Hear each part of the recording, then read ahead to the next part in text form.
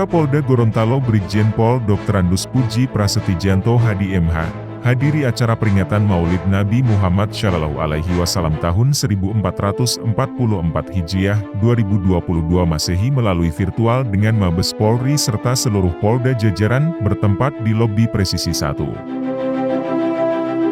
Dalam kesempatan ini, Kapolri Jenderal Polisi Dr. Andus Listio Sigit Prabowo MSI menyampaikan tema yang diusung pada peringatan Maulid Nabi di tahun ini, yaitu dengan aktualisasi keteladanan akhlak dan kepemimpinan Nabi besar Muhammad Shallallahu Alaihi Wasallam.